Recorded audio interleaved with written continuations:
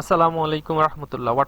Professional WordPress theme ডেভেলপমেন্টের এই পর্বে আমরা দেখব কিভাবে একটা ওয়ার্ডপ্রেস সাইট রিসেট করা লাগে, তারপরে থিম ইউনিট টেস্ট ডাটা কিভাবে ইম্পোর্ট করতে হয়, আমরা আপডেট ফাংশন ডট পিএসপি ফাইলকে আমরা আপডেট করব এবং কিছু ফাংশন অ্যাড করব, এবং আমাদের থিমে আমরা গুগল ফন্ট অ্যাড করব। তো চলুন শুরু করা যাক। তো এই হলো আমার ওয়ার্ডপ্রেস সাইটের অবস্থা। এখানে আমি যে ওয়ার্ডপ্রেসটা সেটআপ দিয়েছি এটা পুরাতন। আমি এখন এটাকে রিসেট করে নেব ডব্লিউপি রিসেট প্লাগইন দিয়ে। এখানে অনেকগুলা পোস্ট এবং পেজ আছে। আপনারা যারা ফ্রেশ সেটআপ ইউজ করতেছেন তাদের রিসেট করার প্রয়োজন নেই। তো আমি অ্যাক্টিভ করে নিলাম প্লাগইনটি। এখন টুলস থেকে ডব্লিউপি রিসেটে গিয়ে রিসেট টাইপ করে রিসেট করে নেব সাইটটা। রিসেট করার পর আমাদের সাইটটা পুরোটাই একদম ফ্রেশ সেটআপ হয়ে যাবে। আপনারা যারা পুরাতন সেটআপে কাজ করবেন তারা এভাবে রিসেট করে নেবেন।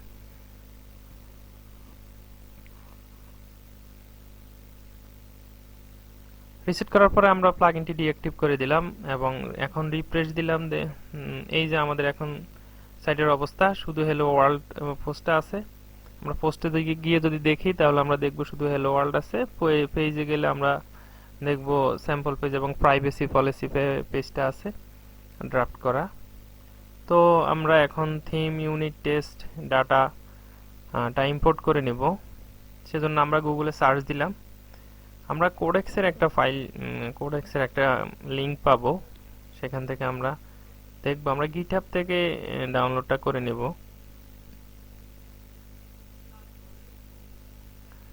গিটহাবে গিয়ে আমরা দেখব থিম প্রিভিউ এক্সএমএল আর theme unit test data WordPress dot XML. তো আমরা পুরো জিপ ফাইলটা নিতে পারি, সিঙ্গেলও নিতে পারি। আমি পুরোটাই নিলাম।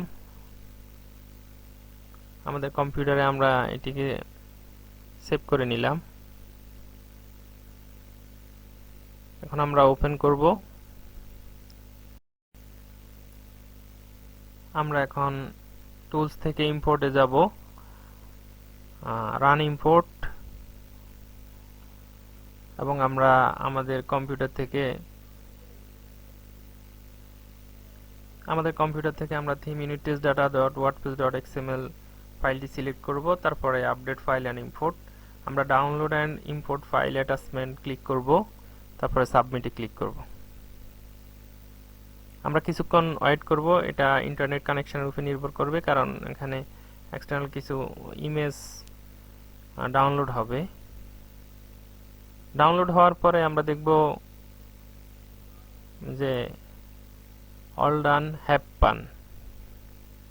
এখন আমরা দেখব আমাদের ইম্পোর্টটা সঠিকভাবে হয়েছে কিনা। আমরা রিলোড দিয়ে দেখব যে হয়েছে। এখানে আসলে ওয়ার্ডপ্রেসের একটা থিমে যা যা ম্যান্ডেটরি জিনিস দরকার সেগুলো আসলে টেস্ট করার জন্যই এই ফাইলটা আমাদেরকে নিতে হবে। এখানে আপনি দেখবেন স্টিকি পোস্ট, তারপরে যা যা আছে HTML ট্যাগ কোনটা কিভাবে শো করবে, বা কোনটা স্টাইল কিভাবে, কমেন্ট কিভাবে শো করাবো, সব মানে একদম একটা থিমে বেসিকগুলো আর কি, ওগুলা এখানে দেওয়া আছে। এখন আমরা ফাংশন ডট পিএসপিটা একটু দেখে নিব। এখানে আসলে একটা ডিফাইন করে নিয়েছে ভার্সন। আমরা এটাকে ডাইনামিক করে নিব। তারপরে লোড থিম টেক্সট ডোমেইন, আমাদের টেক্সট ডোমেইন হলো ফুল প্যাক। এটা ল্যাঙ্গুয়েজ নামে একটা ফোল্ডারে আমরা পট ফাইল জেনারেট করব পরে কাজ শেষ হলে। আর টাইটেল ট্যাগের support, automatic feed support. Title tag দিলে এই টাইটেল ট্যাগটা এখানে শো করবে। এখানে বলতে এই থিমের এখানে আছে আপাতত, আমরা আমাদের প্রয়োজন মতো স্টাইল করে অন্য প্রয়োজন হলে নেব। আর পোস্ট থাম্বনেইল সাপোর্ট দিতে হবে আমাদেরকে। এখানে একটা মেনু অলরেডি রেজিস্টার করা আছে, আমরা আরেকটা মেনু আমরা যত খুশি এখান থেকে মেনু রেজিস্টার করতে পারবো। আমি এটার নামটা চেঞ্জ করে দিলাম মেইন মেনু প্রাইমারি থেকে। আর আমরা আরেকটা মেনু নিব, ফুটার মেনু। আমরা ফুটারও একটা মেনু রাখতে চাইতেছি, সেজন্য ফুটার মেনুটা নিলাম।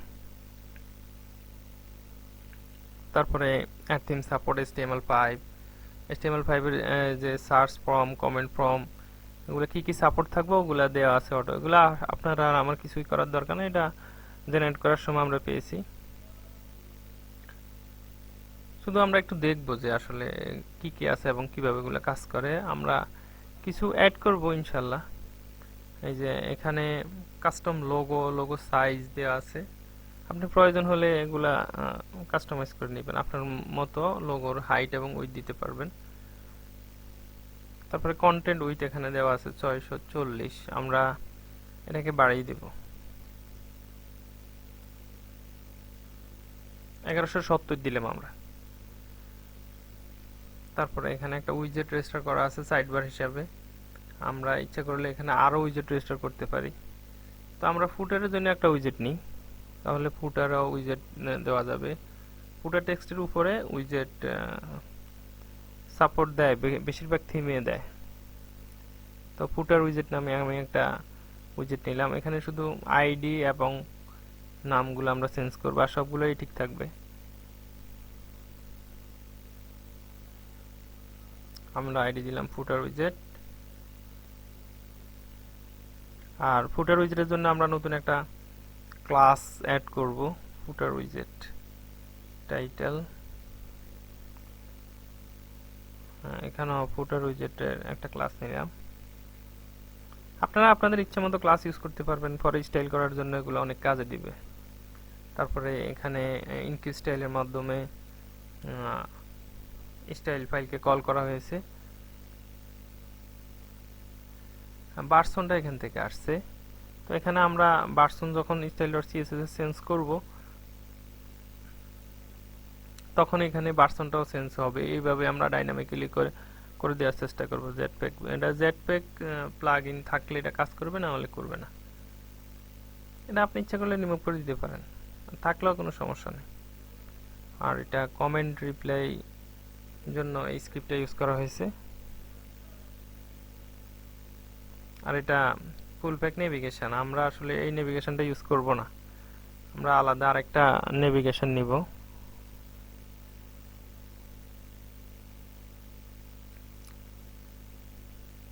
তো চলুন আমরা ভার্সনটাকে ডাইনামিক করে ফেলি। এখানে ডিফাইন করে ভার্সন দেওয়া আছে। তো wordpress.org তে আপনি এইভাবে কোনো কনস্ট্যান্ট বা ভেরিয়েবল ডিক্লেয়ার করতে পারবেন না, আপনাকে অবশ্যই প্রিফিক্স ইউজ করা লাগবে। তো আমরা ফুল প্যাক ভার্সন নামে এটাকে রিপ্লেস করে নিলাম। আপনি থিমফরেস্টেও এটা নিতে পারবেন না, আসলে wordpress.org তে আপনি কোডের স্ট্যান্ডার্ড যেটা, সেটাই আসলে থিমফরেস্টের স্ট্যান্ডার্ড। থিমফরেস্ট আপনার কোড থেকে ওরা ডিজাইনটা বেশি দেখবে। আপনার অনেক জটিল কোনো কোড করছেন, তার চেয়ে ওদের কাছে বেশি প্রিয় হইল আপনার এখানে মার্জিন বটম 10 পিক্সেলের সমস্যা, ওরা ওটাই আগে দেখবে। ওরা ডিজাইনটাকে একটু বেশি দেখে আর কি, তারপরে কোড দেখে। আর wordpress.org তে তাদের কোডিং স্ট্যান্ডার্ডটা হইল আসল। তো কোড করার সময় আমরা ওই স্ট্র্যাটেজি ফলো করব।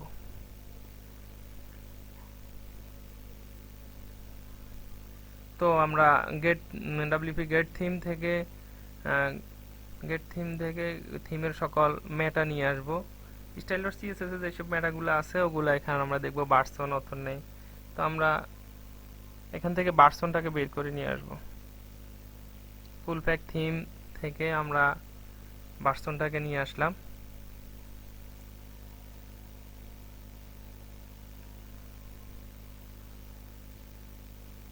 এখন আমরা ফুল প্যাক থিম ভার্সনটা এখানে ইউজ করব।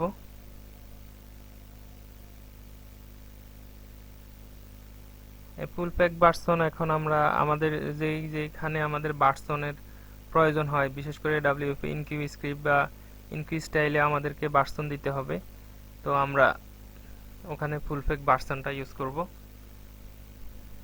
আর এখন আমরা গুগল ফন্ট কিভাবে কল করতে হয় সেটা আমরা দেখব। তো আমি ফুল প্যাক গুগল ফন্ট নামে একটা গুগল ফন্ট ইউআরএল নামে একটা ফাংশন নিলাম।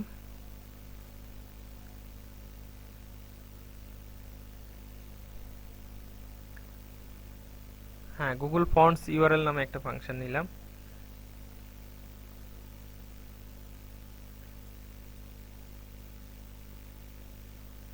এবং আমি একটা ভেরিয়েবল নিলাম ফন্টস ইউআরএল। একটা এমটি ভেরিয়েবল, তারপরে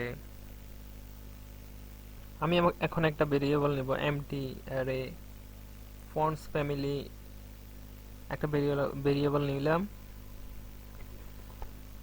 আমি এখন ফন্টস ফ্যামিলিজ নামে একটা ভেরিয়েবল নিলাম, এটাকে এমটি অ্যারে ডিক্লেয়ার করলাম।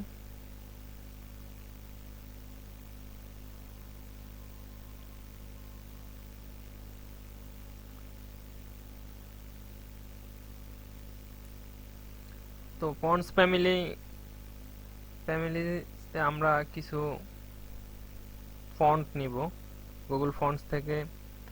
ওপেন সেন্স এবং অসওয়ার্ল্ড এই দুইটা ফন্ট আমি নিব।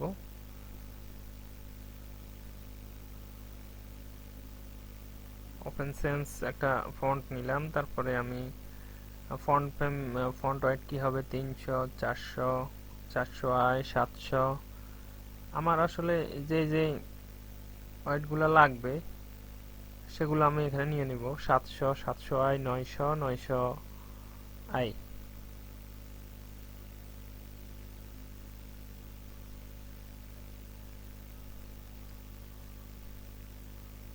আমি 600টাও নিয়ে নিলাম। আমি আরেকটা ফন্ট নিতেছি অসওয়ার্ল্ড নামে, আমি আরেকটা ফন্ট নিলাম।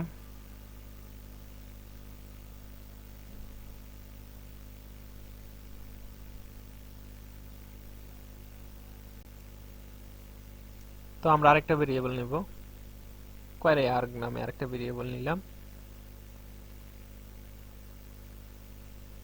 তো আমরা একটা অ্যারে ডিক্লেয়ার করলাম।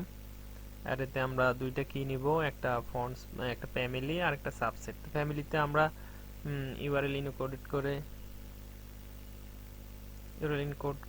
করে আমরা ফন্টস ফ্যামিলিটাকে আমরা এখানে পাইপের মাধ্যমে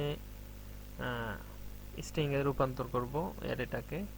সেজন্য আমরা পিএসপি ইমপ্লোড করে নিলাম, পাইপের মাধ্যমে যেহেতু নিব তা এবং ফন্টস ফ্যামিলিকে দিয়ে দিলাম সেকেন্ড প্যারামিটারে। প্রথম প্যারামিটারে আমরা 5 ইউজ করলাম।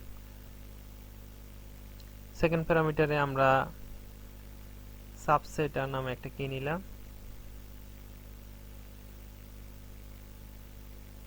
তো এখানে আমরা ইউআরএল ইনকোডের মধ্যে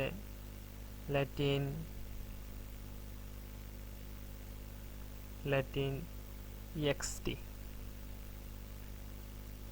এটা নিয়ে নিলাম।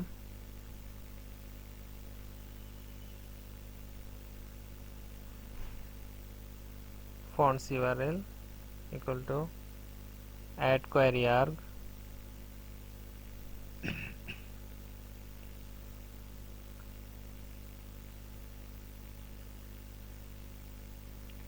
add query arg এর মধ্যে আমরা query arg add query arg এর মধ্যে আমরা query arg এবং যে ইউআরএলটা আমরা পাবো গুগল ফন্টস থেকে fonts.google.com css2 আমরা সেকেন্ড প্যারামিটারে ইউআরএলটা ইউজ করব স্ট্রিং এর মধ্যে।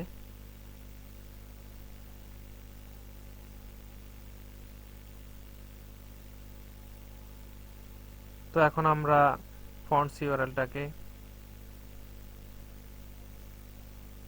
SURL এর SURL র ফাংশনটা আমরা ইউজ করব স্কেপিং এর জন্য, এবং ইউআরএলটা আমরা রিটার্ন করলাম এখন ফন্টস ইউআরএলটাকে। আমি এই কোডটা আপনাদেরকে লিস্টে দিয়ে দিব এবং লিংক দিয়ে দিব, আপনারা ওখান থেকে নিয়ে নিতে পারবেন। আর শেষে আমি পুরো থিমটাই আপনাদেরকে গিটহাব লিংক দিয়ে দিব ইনশাআল্লাহ।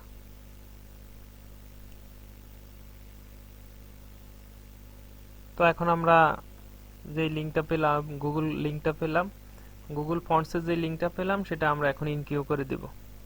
সেজন্য আমাদেরকে wp enqueue স্টাইল ফাংশনটা ইউজ করতে হবে। ফুল প্যাক গুগল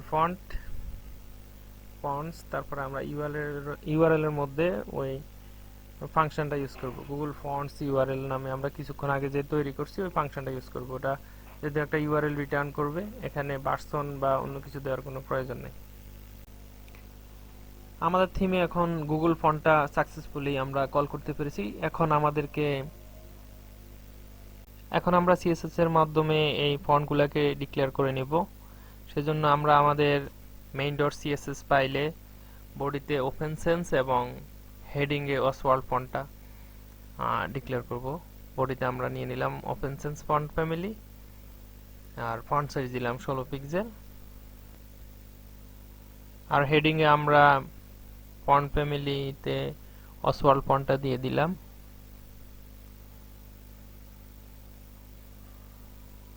আর ফন্ট ওয়েট দিলাম 700। তো এখন আমাদের থিমে ফন্টস দুইটা সাকসেসফুলি কল করা হয়ে গেছে। এখন আমাদের সাইটে দুইটা ফন্টে লোড হবে। তো আজকে এই পর্যন্তই। আসসালামু আলাইকুম রহমতুল্লাহ।